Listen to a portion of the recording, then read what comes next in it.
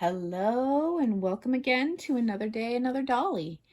Today we're going to be taking a look at Monster High times Wednesday Addams doll.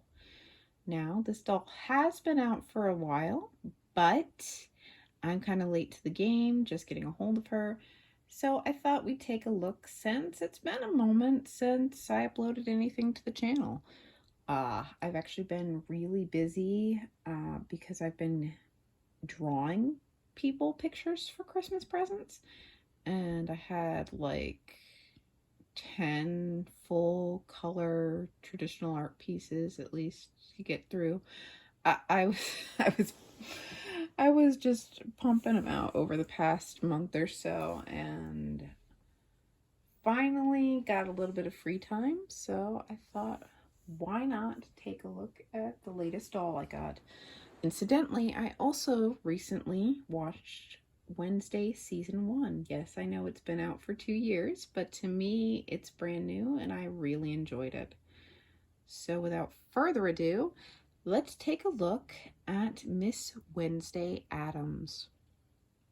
Now, right off the bat, I will say, even without having watched the Wednesday show, I feel like she captures the essence of Wednesday's character from the Addams family. Yes, a bit older, obviously, especially if you're going with the original TV show version that was just a little girl. But, like, honestly, I saw this doll before seeing the series, and I could tell at a glance that that was Wednesday Addams, and I thought she was a really pretty doll.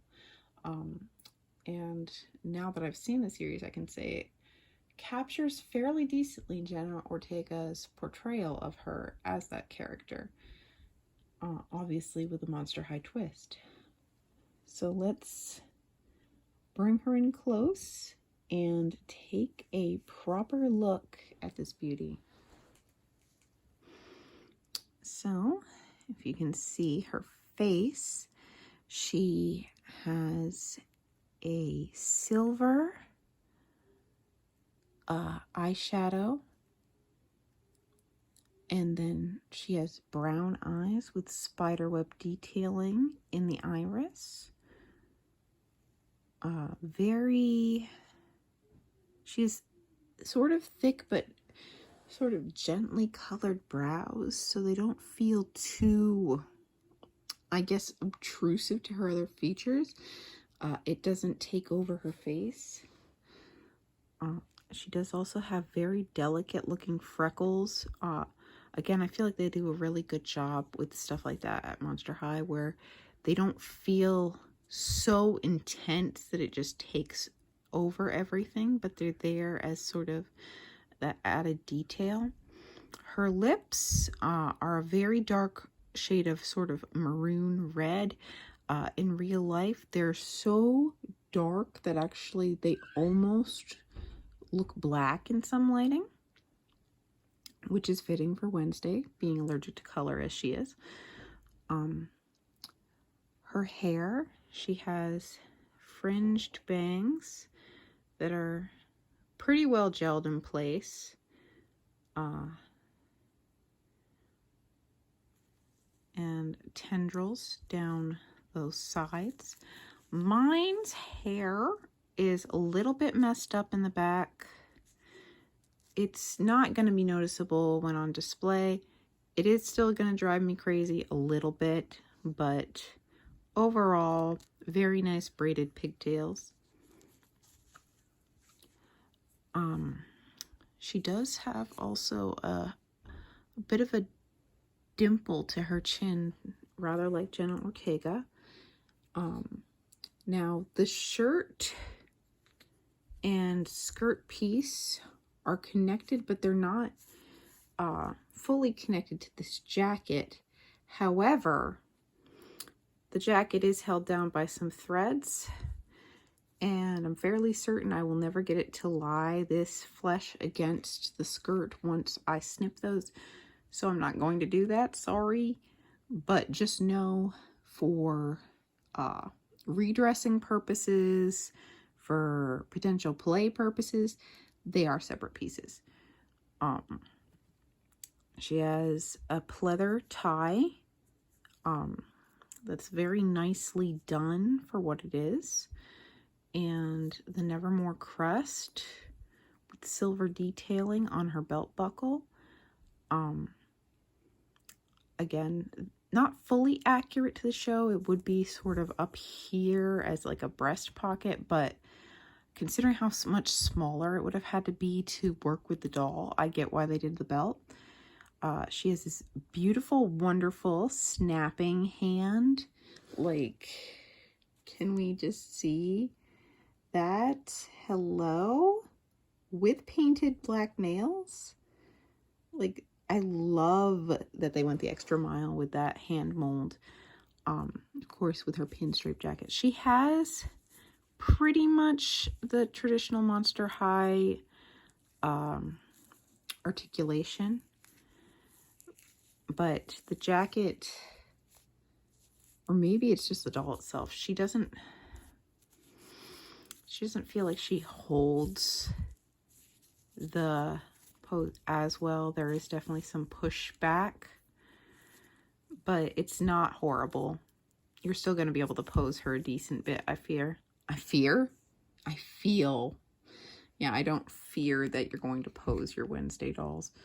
Her other hand is a standard open pose, again with painted nails. And coming down, she has these spider web stockings with skelet details and these nice chunky heeled black boots. That in the back, there's a scorpion heel and a cello. I can't imagine it would be comfortable to walk on a scorpion, but hey. Also, I just thought of that. Like, I realize they're making references to her character, but they have a scorpion as her heel, and he got squashed. Like, he got squashed, and then she's constantly walking on the scorpion. Oh, I'm sorry. I just thought that was funny in a dark, ironic, oh no kind of way. Her stand, as many before me have pointed out, is the window from her dorm room that she shares with Enid. So that's a very nice touch, and a very nice touch really to have a stand at all, considering where G3 of Monster High has taken us at times. Gone are the days of stands being a given. She also comes with this very nice backpack that is very close to the one she has in the show. Obviously with sort of Monster High's own spin on things, but it does open up and it has a fair amount of room in there. So you can, you know, if you are using her for play, you can certainly fit a good bit in there. If you are using her for display,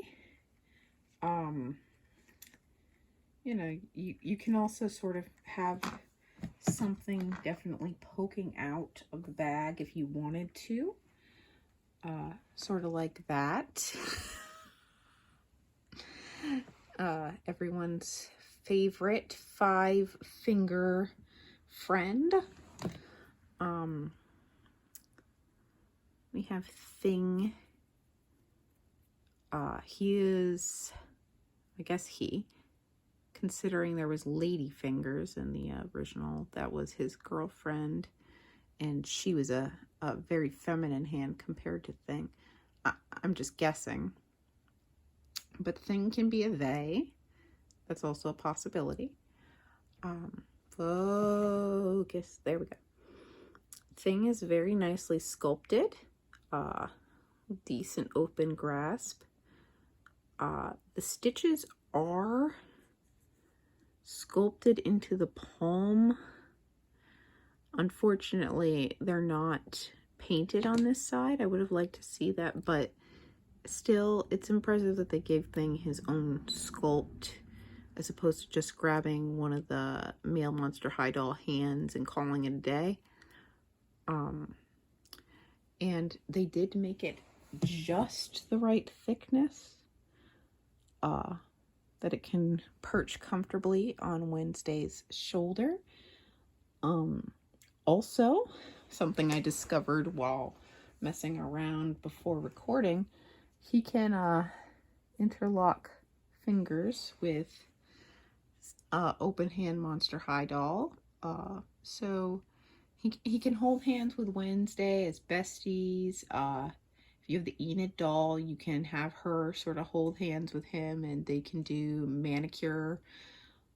Or, you know, do a custom lady fingers and give them their moment.